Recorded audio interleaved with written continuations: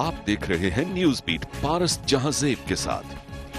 Yemen के मामलात, मुल्की हालात, इमरान खान का असेंबलियों में इस्तकबाल और शेख रशीद अहमद की बद्दुआएं, ये हैं वो बीट्स जिन पे बात करेंगे आज अवामी मुस्लिम लीग के सरबरा शेख रशीद अहमद से।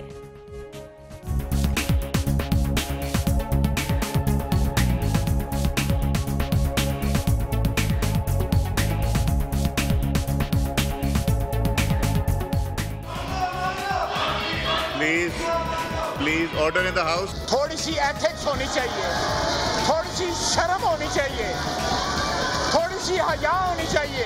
मैं देख रहा था कि आप मुझे बद्दुआएं दे रहे थे, मैं नहीं दूंगा। ये बद्दुआएं जादू टूने उल्टे पड़ जाते हैं। अल्लाह ताला आपको भी सेहत जिंदगी दे।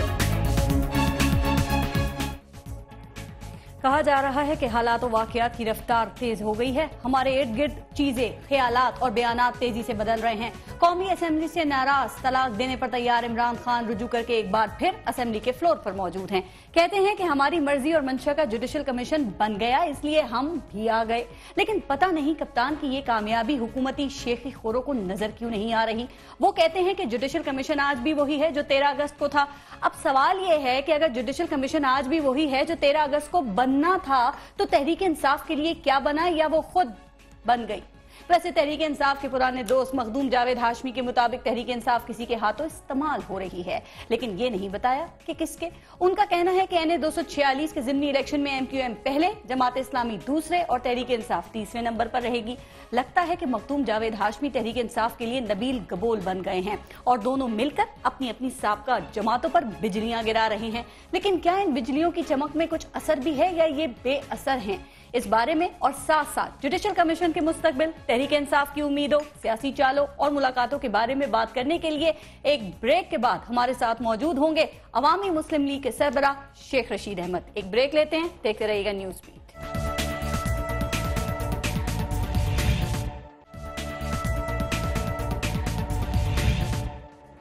अस्सलाम वालेकुम शेख रशीद अहमद साहब, और बहुत शुक्रिया आपका प्रोग्राम में शिरकत करने के लिए। शेख साहब, यमन से बात शुरू करते हैं। यमन के हवाले से जो मुत्तफिका फैसला आ गया है कि फौज नहीं भेजनी है, क्या आप ये समझते हैं कि ये नून लीगी हुकूमत ने कोई यकीन दहानी करा दी है सऊदी अरब को? देखें, सऊदीज हमेशा 1 to 1 बात करते हैं, और सऊदीज और UAE और बहरीन और कुवैत और कतर, इन लोगों को इस किस्म के रेजोल्यूशन की तवक्को नहीं थी। और न्यूट्रल का लफ्ज मैं अब भी कहूंगा, मैं उठकर बोल सकता था मेरे लिए फजा बड़ी खराब है, स्पीकर से लेके आखिरी कुर्सी तक मेरा मुखालिफ है। और नवाज शरीफ मुझे असम्बली में ऐसे घूर रहे होते हैं जैसे मैंने उनका उधार देना है। बैठते ही हैं तो खुदा के बंदे, तू वजीर आजम है, मैं फकीर आदमी और मोहब्बत में, हाँ मोहब्बत में या अच्छा, आपने कहा ये न्यूट्रल, गैर जानिबदार। अब ये फैसला तो हो गया है, वही सवाल कि गैर जानिबदार कैसे रहा जा सकता है, और क्या मियां नवाज शरीफ गैर जानिबदार रह सकते हैं? वाज़े तौर पे सऊदी अरब को ये बता सकते हैं कि हम गैर जानिबदार हैं और हम गैर जानिबदार रहेंगे? पता नहीं होता ना, कभी भी किसी को जाना पड़ सकता है। He is a businessman, politician। उसने सऊदी अरब को बताया कि सारे लोग आपके मुखालिफ हैं, सारी पार्टियां, अच्छा, सारे सियासतदान, I am the only one, अकलौता लीडर हूं जो तेरे साथ खड़ा हूं। हालांकि सारा पाकिस्तान सऊदी अरब के साथ है, इस जंग में नहीं चाहता हमारी फौज जाए। बच्चा बच्चा सऊदी की हुर्मत और काबा और रोज़ा रसूल के लिए जान देना। आपको पता है, मैं एक दफ़ा सऊदीज खाना काबा पे हो गया था कोई मसला, तो एकदम लोग पिंडी से जुलूस निकले, अमेरिकन एम्बेसी गए, तो वहाँ जो संतरी था उसी से ले के राइफल चलाई और उसमें मैं चार्ज हो गया, तो मेरी लात आ गई हुई थी, जख्मी था मैं। तो मैंने उसको कहा मैं तो वहां पहुंच ही नहीं सकता। इस्लामाबाद वैसे ही मेरे लिए कोई भारी साबित हुआ है बचपन से लेके। जब कभी भी यहाँ मुजाहरा हुआ है, या मैं जख्मी हुआ हूँ, या नाले में गिरा हूँ, या जेल गया हूँ। कभी कभी वजीर भी बना, खैर ये नहीं, कभी कभी नहीं, काफी दफा बने यहाँ वजीर। आपने अभी मुकद्दस मकामात का जिक्र किया, भाई कौन ऐसा मुसलमान होगा जो मुकद्दस मकामात हैं वहां पर हाजिर नहीं होना चाहेगा? लेकिन कई ऐसे मुसलमान हैं ना, अब काबा की तारीख में मैं नहीं जाना चाहता, मैं उन मुसलमानों में से हूं पाकिस्तान में जो 3-4 मुसलमान हैं जिन्होंने खाना काबा की छत पे भी नमाज पढ़ी है। और इतनी दफा कोई खाना काबा के अंदर नहीं गया, रोजा रसूल के अंदर नहीं गया जितनी दफा अल्लाह ने इस गुनाहगार को मुकद्दस मकामात को क्या खतरा है? कोई क्या खतरा बागियों ने ये कह दिया, कोई ऐसा उन्होंने निशानदेही कर दी है, या फिर इससे मुराद हम आले सऊद की हुकूमत ले रहे हैं? ये ना करिए। देखें, सऊदी अरब के गिर्द जो 5 मुमलिकतें हैं, 5 जगह जंग जारी है। बहरैन की क्या सूरत हाल है, लबनान की सूरत हाल क्या है, इराक की सूरत हाल क्या है, सीरिया की सूरत हाल क्या है, यमन की सूरत हाल क्या है। आप सारे लोग कहते हैं उसको खतरा नहीं है, उसको खतरा नहीं। भाई, he is a very much in danger. हालात जो है, देखें ना, एक पड़ोसी जो है, पड़ोसी बड़ा इंपॉर्टेंट होता है, उसके चारों 5 तरफ जंग लगी हुई है, और आप पाकिस्तान में जो लोग हैं जी कह रहे हैं जी उसको तो कोई खतरा नहीं है। जब हरमैन शरीफैन पे नौजुबिल्लाह मिन ज़ालिक हमला हुआ तो बाबा, अगर सऊदी टेरिटरी पे कोई गैर मुल्की फौज दाखिल हो, पाकिस्तान को साथ देना चाहिए, मजबूत लातें रखकर, मजबूत लातें रखकर। 2 बातें हैं इसके पीछे। एक तो ये जो इत्तेहादी फौज यमन पर हमला कर रही है वो अभी भी आज भी पाकिस्तानियों के जवाब का इंतजार कर रही है। दूसरी बात ये, सऊदी अरब का कोई रिएक्शन नहीं आया इस पर, या बैकग्राउंड में चल रहा है सब कुछ? जरूर आया होगा, मैं नहीं समझता। सऊदी सियासत और उसकी समझने के लिए बड़ी उम्र चाहिए, और यूएई का तो आ गया मेरे ख्याल में। जी, उन्होंने कह दिया पोजीशन क्लियर करे पाकिस्तान अपनी, एक तरफ हो। यूएई ने तो आ गया है, और हमारे बहुत सारे लोग वहां रोजगार पे हैं।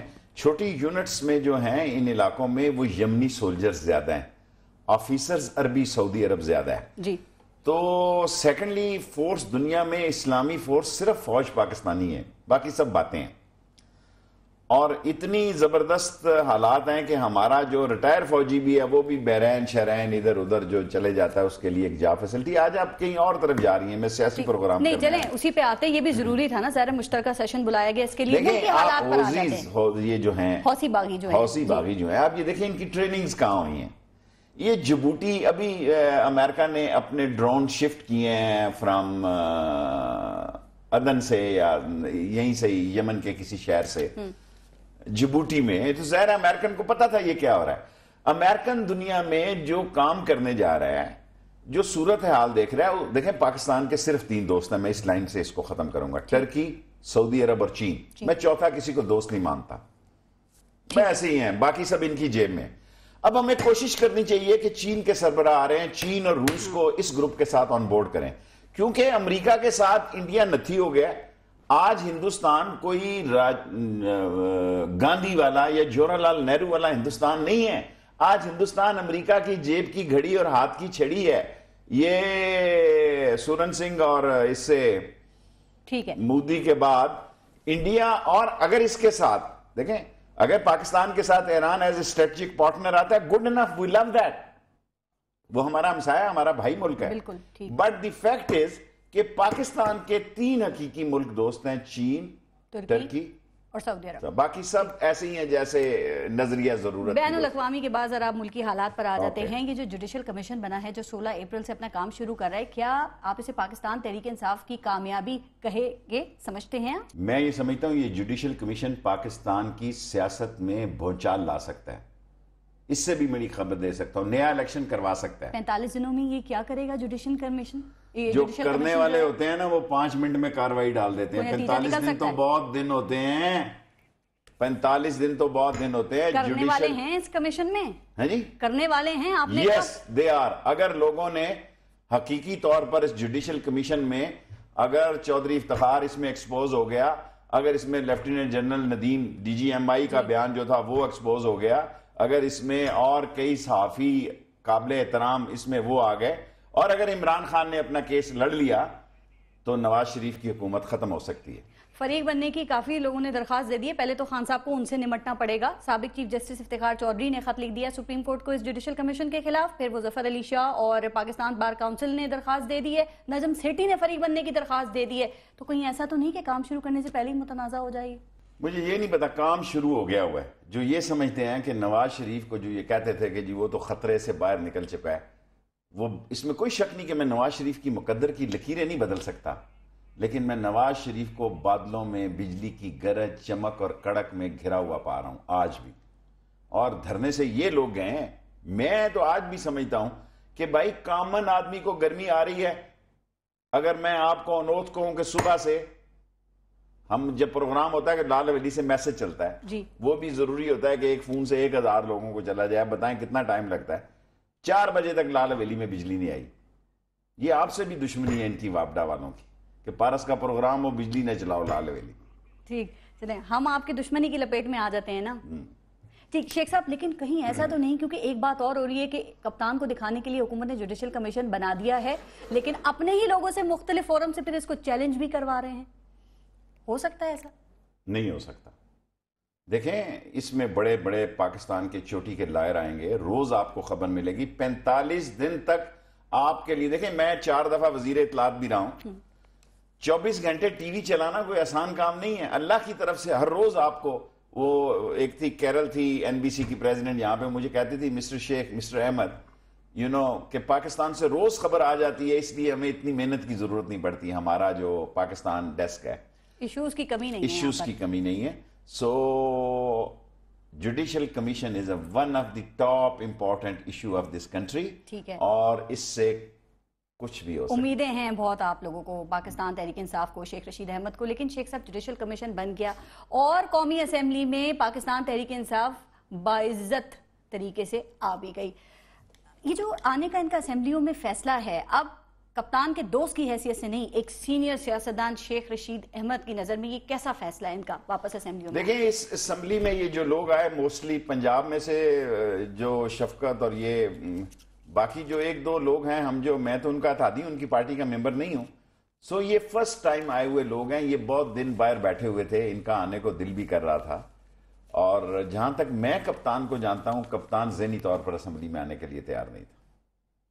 ये जो इज्जत अफजाई हुई है असेंबली में, क्या ये प्री प्लान था? ये तो of course Nawaz Sharif was mastermind. अच्छा, यार ये क्या बात कर रहे हैं? नवाज शरीफ साहब इतना बड़ा गेम प्लान करेंगे कि पहले असेंबलियों में बुलाया? देखिए, मेरी बात सुने, हमें हया मार रही है, वरना जो हमें बोलने नहीं दे रहे, कल नवाज शरीफ की तकरीर में हम खड़े हो जाएं तो अल्लाह ने हमें इतनी आवाज दी है, इस ऐवान में कोई बोल नहीं सकता जी, कोई बोल ही नहीं सकता, फिर झगड़ा होगा। और मैं ये पिछले 4-5 दिन पहले कह चुका हूं कि मैं 8 दफा असेंबली में गया हूं, मैंने आज तक कोरम को नहीं कहा कि कोरम पूरा नहीं, 20 मरतबा कोरम पूरा नहीं होता। और मैंने जिस दिन गैर पार्लिमानी को कदम उठाया ना, तो फिर मैं सोऊंगा भी असेंबली में, रातें भी वहीं गुजारूंगा। ये लोग कहते हैं ना धरना बाहर दिया, मैं कौमी असेंबली के अंदर स्पीकर के सामने धरना दूंगा, क्योंकि मैं तंग आ चुका हूं। मुझे लोगों ने नुमाइंदगी के लिए भेजा है। माफी मांगे आपने देखा था जब आप खड़े हुए थे तो पीछे से इस कौमी असेंबली में आवाज आ रही थी, शक्लें देखी है उनकी, लानतें पड़ी हुई, माफी मांगे उनसे। मैं अल्लाह से माफी मांगू जो गफूर रहीम है। इनकी क्या औकात है? क्या बेचते हैं ये लोग? क्या इन्होंने डिलीवर किया कौम को? इनकी क्या इज्जत है? दुनिया आलम में इस जैसी नलायक हुकूमत का तस्वर नहीं किया जा सकता। बांझ हुकूमत, corrupt, dishonest, sluggish, nonsense government, गरीब आदमी मर रहा है और ये रोज नया इशू की बदल। मूडीज ने रेटिंग बढ़ा दी है पाकिस्तान की, क्रेडिट रेटिंग जो है। आप असेंबली के खिलाफ बातें कर रहे थे ना, इसीलिए उन्होंने कहा कि शेख रशीद माफी मांगे। कितना शोर हुआ था जब आप खड़े हुए थे। घबराएं नहीं आप, अल्लाह बहुत बड़ा है। ठीक, अच्छा, बात आपने वैसे बिल्कुल ठीक की कि ख्वाजा आसिफ साहब जो हैं, क्या उनमें इतनी जुर्रत और हिम्मत है कि वो मियाँ साहब बैठे हुए थे और वो इस तरह की जबान इस्तेमाल करें? कैसे? और दोनों इकट्ठे आ रहे थे प्राइम मिनिस्टर हाउस से। मेरे वहां मीटिंग हुई इस इशू पे, यमन के इशू पे, अस्करी लोग वहां बैठे थे। लेकिन मैं एक आपको बात बताऊं, इसका नुकसान हुकूमत को ज्यादा हुआ है इमरान खान की बजाय। और वो पार्टी जो है, जो खामोश, जिनकी जुबान क्या कहते हैं, टांके लगे हुए थे जुबानों को, उनको बोलना चाहिए था। मैं दिन के वक्त बोला, फिर मैं इत्तेहादी हूं, मैं तो फिर भी दिन के वक्त बोला। और स्पीकर ने एक्सपेंज भी नहीं किया ये सारा कुछ। देखें, एक स्पीकर जो है, अगर स्पीकर का इतना, मैं बहुत मजबूरी के आलम में मेरा उससे तू तड़क होती है। मैं ज़हनी तौर पर स्पीकर का एहतराम करने वाला आदमी हूं, लेकिन अब मुझे चलने ही नहीं दिया जा रहा। मैं अपने स्पीकर पे बोलूं तो कहता है किसी और के स्पीकर पे बोल रहा है। और 4-4 दिन जब सारा काम खत्म हो जाता है, मैं रो पिट हार जाता हूं, फिर कहते हैं जी आप भी 2 मिनट बोल लें। अब बताएं क्या करूं? शेख साहब, ये जो तजुर्बेकार सियासी खिलाड़ी हैं, क्या आप समझते हैं कि इन्होंने इमरान खान को मात दे दी है? इमरान खान ट्रैप हुए हैं? देखिए, मैं नहीं समझ रहा। देखें, ऑफ कोर्स इमरान खान के बारे में अवाम के जो जज्बात हैं वो असरअंदाज जरूर हुए हैं, लेकिन सियासत में उतार चढ़ाव आता है। और असल फैसला होगा जी जुडिशल कमीशन पे। अगर इमरान खान जीत गया अगर अपना केस लड़ने में कामयाब हो गया तो इस मुल्क में नए इंतखाब होंगे। यानी असल फैसला जुडिशल कमीशन जो है जब उसके रिजल्ट आएगा तब होगा। फिर वो सारी चीजें इकट्ठी हो जाएंगी, पॉजिटिवली और नेगेटिवली। आपकी आज इमरान खान साहब से मुलाकात हुई है, जानना मैं ये चाह रही हूँ कि उनसे मुलाकात हुई, क्या उन्हें इस असेंबली में आने का जो फैसला है इस पे कोई रिग्रेट है? क्योंकि उन्होंने कहा था जुमे को इस ज्वाइंट सेशन से खिताब करूंगा, नजर ही नहीं आया कहीं इमरान खान साहब उस दिन। तो आपसे कोई ऐसी बात हुई? सारी बातें टीवी पे करने वाली तो नहीं होती ना, लाइव शो पे। अवाम को भी जानना जरूरी है ना, पता मैं होना इतना चाहिए। बोला वो हूं, लीडर हैं आप लोग, कौमी लीडर हैं।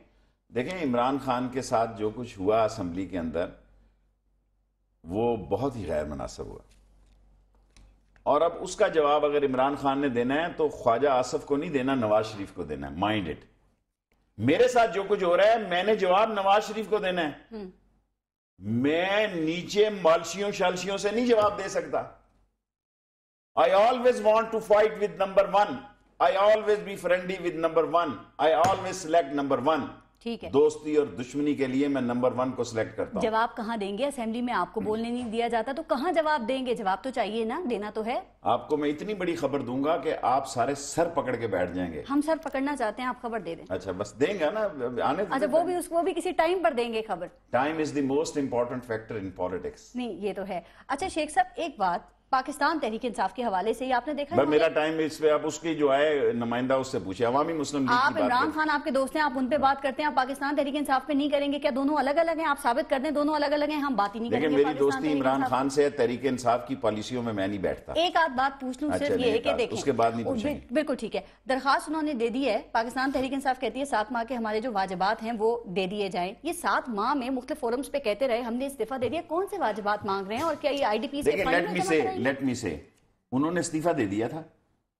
इस इस्तीफे के खिलाफ रेजोल्यूशन भी जमीयत उलमा इस्लाम ने पेश कर दिया था। उसकी मेरी एक बहन मेंबर ने, उसने असेंबली में कहा, एक मेंबर ने, हमने रेजोल्यूशन पेश किया। ये नवाज शरीफ ने रेजोल्यूशन विड्रॉ कराया उनके स्पीकर को कह के। जी मैं ये खबर दे रहा हूं कि उनकी एक रुकन ने रेजोल्यूशन दिया, मेरी बहन ने, लेडीज मेंबर ने। इनमें सकत ही नहीं थी, जो भी था नाम मुझे नहीं पता, नाम ऐसे गलत नाम कह दूं तो कल कोई कहेगा जी गलत नाम ले लिया। जो मेरी बहन ने रेजोल्यूशन दिया वो पेश होने का पाबंद था। ये देखें, ये इतने मामलात उलझे हुए थे कि ये 35 और सूबे के इलेक्शन मिला के इतने इलेक्शन अफोर्ड नहीं कर सकते थे। ठीक, और 100 के सिंध में तो उनके मेंबरों ने, स्पीकर ने एक्सेप्ट कर लिए। फिर आसफ जरदारी ने फोन टकाया उसको, उन्होंने कहा जी स्पीकर ने, ये क्या, देखें ये असम्बलियां ऐसे गुगु घोड़े हैं, स्पीकर की क्या मजाल है? यहां स्पीकर देखें, स्पीकर वो होता है जिसकी कोई अथॉरिटी हो, जो इमेज बिल्डअप करे। हालांकि मेरे लिए बड़ा एहतराम है, is a nice man as a man, लेकिन उसकी मजबूरी है, कि ये लाहौर वाले जो है ना, एक दूसरे के मामला, एक स्पीकर भी और लाहौर से भी और हल्का भी 122 हो और नवाज शरीफ 123 हो मेरे ख्याल में, अगर मैं गलत नहीं, तो पड़ोसी हल्के का असर हो तो कैसे स्पीकर उसकी रूलिंग को, जिसको शेख आफ्ताब कहता है तो वो एडजन कर देता हाउस। जिस रेजोल्यूशन की आपने बात की ना कि वो पेश की गई थी, अयाज सादिक साहब ने कहा कि कोई रेजोल्यूशन नहीं आई थी, नहीं पेश की गई थी। और दूसरी बात, उसी खुर्शीद शाह का फिर तहरीक इंसाफ का शुक्रिया अदा करना पड़ा, जिसको आप पहले नहीं मान रहे थे, फिर तहरीक इंसाफ खुर्शीद शाह का शुक्रिया अदा करिए। बिजली चोर जो कह रहे थे, बिजली चोर, किस बात का तहरीक इंसाफ शुक्रिया अदा करे? वापस आने पर कोई शुक्रिया किसी ने वहां अदा नहीं किया, ऐसे ही आप कह रहे हैं। अगर किया तो बुरा। शाह महमूद कुरैशी साहब ने स्पीच की है। शाह महमूद कुरैशी साहब करते रहते हैं। ठीक, अच्छा असेंबली की बात हो रही है। अयाज सादिक साहब जो है, आपने देखा उन्होंने कहा कि आप बद्दुआएं देते। शेख साहब आप इस कदर बेबस हो गए हैं क्या? अच्छा जी, मेरी बद्दुआ तो नहीं है, पर अयाज सादिक का केस जुडिशल कमीशन में इंशाअल्लाह ताला लगेगा और वो डी सीट होगा। पहली दफा मैं किसी चैनल पे कह रहा हूं। उसके मामलात सीट के जो मैंने देखे हैं, ये नहीं, बद्दुआ नहीं है, उसने मेरे साथ 2 साल में बहुत बुरा सलूक किया, बहुत बुरा सलूक किया मेरे साथ 2 साल में। कभी ऐसा नहीं हुआ कि मेरे साथ किसी स्पीकर ने ये रवैया, मैं अभी तक नहीं बदला, मैंने आज तक कोरम को आइडेंटिफाई नहीं किया, लेकिन मैं 122 के हल्के को मसला फीसा गौरत समझता हूं आज भी। जुडिशल कमीशन में जाएगा ये। ठीक है, ये भी बद्दुआ का एक स्टाइल है जो आपने दे दिया, कभी हुकूमत को, कभी अयाज सादिक को। कोई जादू टोने भी करा रहे हैं आप, उन्होंने कहा बद्दुआएं और जादू टोने। बद्दुआओं का तो आप, हमने सुना है आप देते हैं, लेकिन जादू टोने भी करा रहे हैं सादिक पे आप। मैंने क्या करना जी, इन पे तो को अल्लाह की तरफ से ही कुछ आए तो आए, वरना ये तो इन पे जादू टोने क्या। इतने मायूस हो गए हैं आप शेख साहब? और क्या हल्के खुलेंगे जुडिशल कमीशन में? खुलेंगे, क्यों नहीं खुलेंगे? या उनकी सवाबदीद है कि वो किसी को बुलाएं या ना बुलाएं, या कंफर्म? भाई उन्होंने ओपन कर दिया है, हर आदमी जो चाहे आ सकता है। आप जाएं, पेश हो जाएं, सुबह पेश हो जाएं, आप कहें जी मेरे पास सबूत है। वह उन्होंने तो अपना टीओआर में तो हल्कों की बात ही नहीं है। टीओआर में हल्कों की तो बात ही नहीं है। टीओआर में ही हल्के जाएंगे, टीओआर में ही साबित होंगे कि जनाब फलाने टीओआर ने, मैं हार रहा था, मुझे जिता दिया गया, जहां तक मेरा ख्याल है। ठीक है। अच्छा शेख साहब, 122 जाएगा जुडिशल कमीशन में इंशाअल्लाह ताला। चलें वो देखते हैं, ब्रेक लेना है, ब्रेक का वक्त हो रहा है। लेकिन एक और बात, आपके जो दोस्त है ना, और इमरान खान के भी दोस्त फिर आपने कहा था अब कोई सवाल नहीं होगा। चौधरी निसार अली खान की बात कर रही हूँ।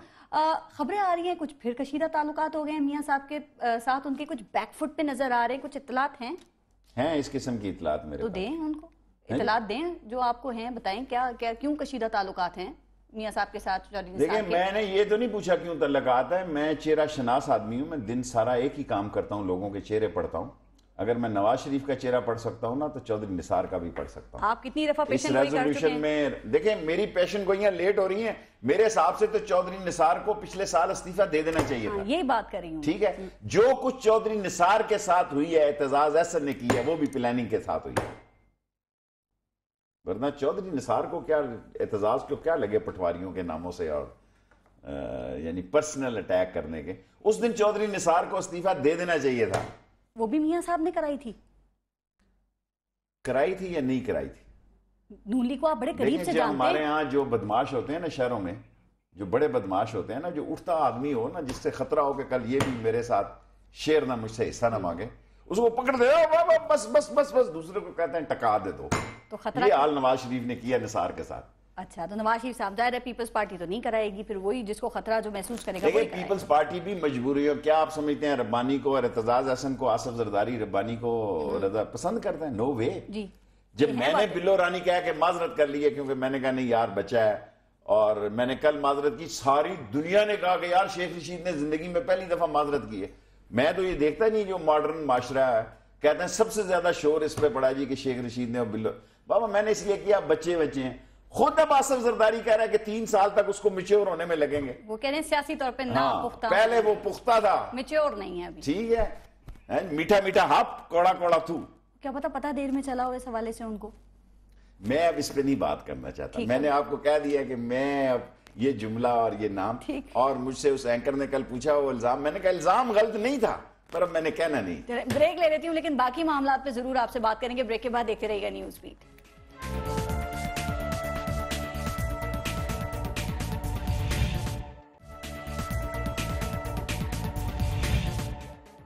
अच्छा शेख साहब, नबील गबोल के हवाले से थोड़ी बात करें। उन्होंने अपनी छोड़ी हुई पार्टी और छोड़ी हुई सीट के हवाले से कई इंकशाफात किए हैं और कर भी रहे हैं नबील गबोल।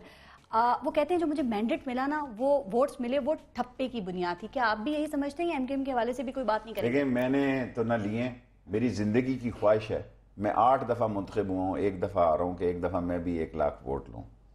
मैं आज तक नहीं ले सका। 80, 90, 80, 90, 91, 80, 87, यानी इस मार्जिन को मैं क्रॉस नहीं कर सका।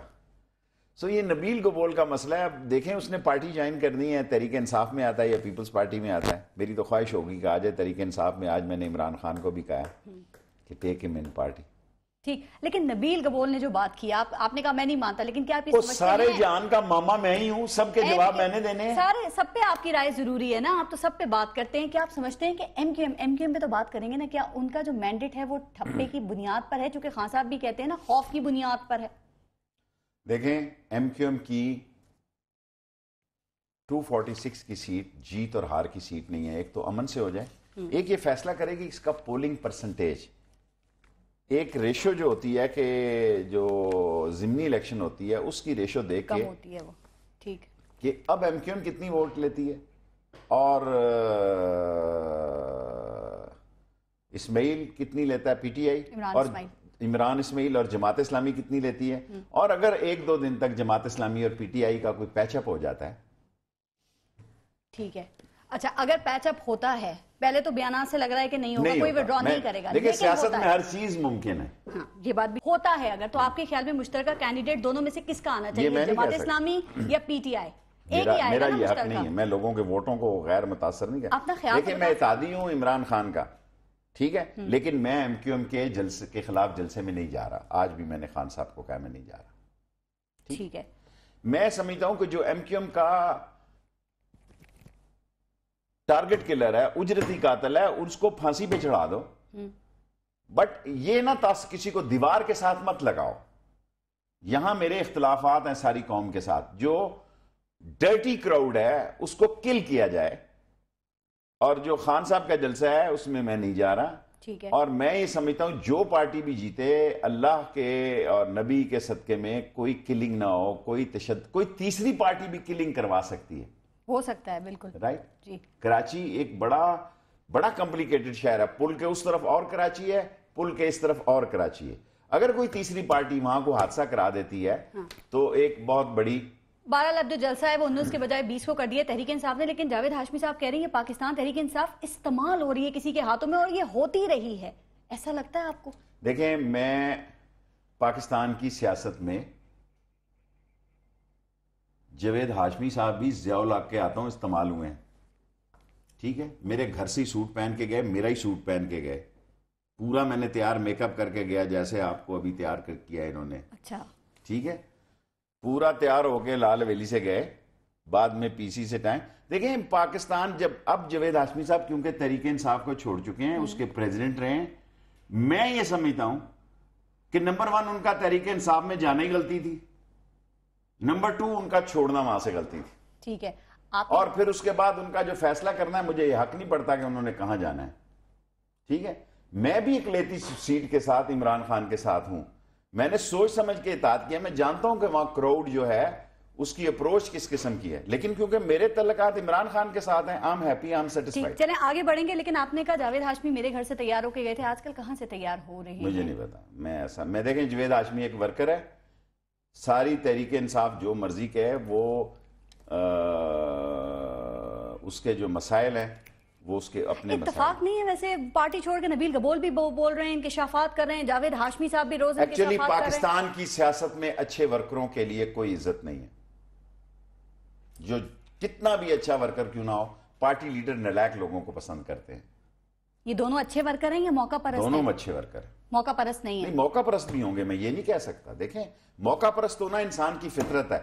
वर्कर और लीडरशिप की सलाहियतें होना, ये इसकी खुद गॉड गिफ्ट है। ठीक है, अब यहाँ पे इस बात देखें, अब मैं इसको आगे चलाऊंगा। आपने बहुत बड़ी गलतफहमी पैदा कर दी। आप मुझे इसको देखें, क्लियर करेंगे आप। हाँ, मैं जावेद हाशमी के साथ भी एज ए सेक्रेटरी जनरल भी मैंने काम किया है। नबील गबोल भी मेरा दोस्त है, एमक्यूएम के साथ भी। मैं एमक्यूएम के अल्ताफ हुसैन को उस वक्त जानता हूं जब महाजर स्टूडेंट ऑर्गेनाइजेशन थी। ठीक है, मैं उस वक्त का इन पे मेरी ये बड़े मेहनती लोग हैं। लेकिन अब मैं कहूं, नबील गबोल का दादा भी यहां से MNA था। अब ये छोटे छोटे क्या कहूं, अब बचकाना लोग की बातें करने वाले बातें कर देते हैं। लेकिन जावेद हाशमी से मेरे शदीद इख्तलाफात हैं, शदीद, but he is a political worker. ठीक, खैर उन्होंने ये कह दिया है कि वहां पर एमक्यूएम ही जीतेगी, यानी 246 में क्या लगता है एमक्यूएम ही रहेगी? उसी की सीट थी। देखें, इस सीट की नोयत अगर आप देखें, यहां जमात इस्लामी भी रही है जी। अब क्योंकि मैंने इमरान खान साहब से डिस्कशन की है और मैं इस जलसे में नहीं जा रहा, तो मैं इस पे ज्यादा बातें नहीं करना चाहता। इस सीट का जीत और हार का मसला नहीं है, वोटों की परसेंटेज का मसला है, और अल्लाह करे अमन से हो। मैं इस जीत की, एमक्यूएम जीते, ठीक है, जमात इस्लामी जीते, तहरीक इंसाफ जीते। आप क्यों नहीं जा रहे जलसे में? क्या इसलिए कि एमक्यूएम से ताल्लुकात खराब ना हो जाएं आपके? खराबी की तो सारे मुल्क से ही मेरे तल्लुकात, जब से मैं इमरान खान के साथ गया हूं, फजलुर रहमान ऊपर नीचे ना हो जाएं कुछ? नहीं, मैं तो कराची पिंडी के बाहर की सियासत नहीं करता। देखो, अल्ताफ हुसैन ने मुझे 2 दफा खुद फोन करके कहा कि अब अपने टिकट पे कराची से लड़े। मैंने कहा नहीं, मैं पिंडी से लड़ूंगा, जीतूं या हारूं। जिमनी इलेक्शन पे उन्होंने मुझे कहा कि आप कराची से लड़े, हम आपके साथ हैं। खुद इशरत बाद ने मुझे कहा, मैंने कहा नहीं। चले ठीक, आगे बढ़ते हैं। आप मियां साहब पे काफी तनकीद करते हैं, लेकिन आपको पता है मियां साहब कह रहे हैं कि अब वो जो बिजली का बहरान है उसका हमेशा के लिए मुल्क से खात्मा हो जाएगा, और जो मुआशी पहिया है अब वो भी गर्दिश करना शुरू कर दिया है। करता हुआ नजर नहीं आ रहा आपको? देखिए, चाइनीज का टूर बड़ा अहम है। जो कराची का मसला है वो पहले से शुरू है। देखें, अब आज लोग सियासतदान क्रेडिट लेना चाहते हैं, अभी तक तो 1 मेगावाट बिजली इजाफा नहीं हुआ। ठीक है, अगर ये समझ रहे हैं कि ईरान की गैस पाइपलाइन ये लाएंगे, मैं नवाज शरीफ साहब को जानता हूं, ये कभी नहीं लाएंगे। ये ऐसे ही बातें खत्म हो जाएगा, बहरान हुआ नहीं है। रावलपिंडी इस्लामाबाद में देखा 8 बजे दुकानें अब बंद, बिजली बचाएंगे और कह रहे हैं कि बिजली का बहरान हमेशा के लिए खत्म कर देंगे। गुजारिश ये है कि नवाज शरीफ साहब की सोचों पे, मैं पहले ख्वाब देखने पे पाबंदी तो नहीं लग सकती। एक मुनव्वर ज़रीफ की फिल्म लगी थी कि वो कहा था जनाब अली ताड़ी मारता और बिजली के कम कमे रोशन हो जाते हैं, ताड़ी मारता जनाब पकवान लग जाते हैं, थोड़ी देर बाद उठता है तो उसकी, अब आप पंजाबी नहीं समझते, गर्दन पैंदे में फंसी होती है, लातें ऊपर होती हैं, कहते हैं अल्लाह ख्वाब कैसा और ताबीर कैसे।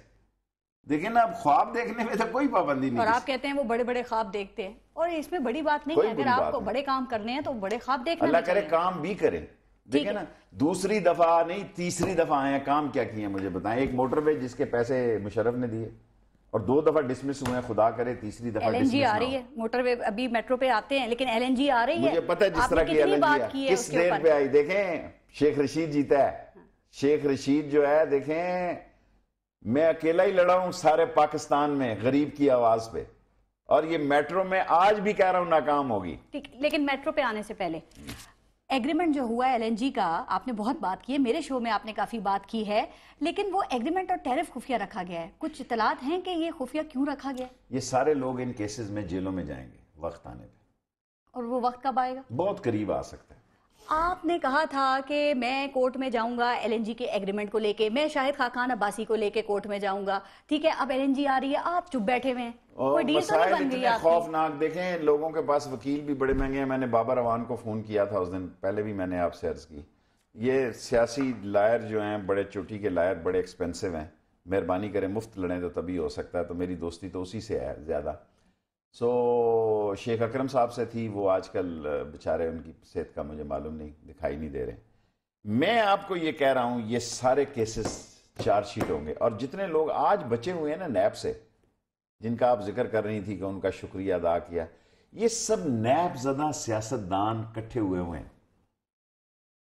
किसी की आंखों में आंखें डालकर बात करने वाले सियासतदान बहुत कम है पाकिस्तान में, बहुत कम है। ये नैब के खौफजदा लोग हैं जो जाली अपोजिशन कर रहे हैं। मैं हकीकी अपोजिशन हूं इस मुल्क की। मैंने कौम से ये कहा था कि मुझसे ये तो कहना रखें कि मैं इस मुल्क की तकदीर बदल दूंगा, इनकलाब ले आऊंगा, तब्दीली ले आऊंगा, लेकिन मैं अपोजिशन का किरदार अदा करूंगा। अल्हम्दुलिल्लाह पाकिस्तान में तो बोलने ही नहीं दिया जाता वहां पे। जितना बोलने, ये मैं क्या कर रहा हूं, ये सारी कौम सुन रही है। बिल्कुल, असेंबली की बात करी थी। ठीक, हाँ। आपके शहर की बात करें, अभी आपने 2 दफा जिक्र किया ये मेट्रो का, ये कब तक प्रोजेक्ट मुकम्मल हो जाएगा शेख साहब? बसें पहले चलेंगी या हुकूमत पहले चली जाएगी? ये तो मुझे डर लगा ही रहता है, लेकिन आप देखें ये भी इस शहर के साथ कितनी बड़ी ज्यादती है। मैंने शेख रशीद एक्सप्रेस वे 2 वे 16 बिलियन रुपीस पे बना रहा था। सारे गरीबों ने अमीर हो जाना था, प्लाजे बन जाने थे, नई सड़कें बन जानी थी, गरीब बस्तियां अमीर हो जानी थी। ये अमीर लोगों को फकीर कर दिया नवाज शरीफ ने, और ये सारा उसका वोटर है। आई स्वेयर जी। ये सारा बिजनेसमैन उसका वोटर है।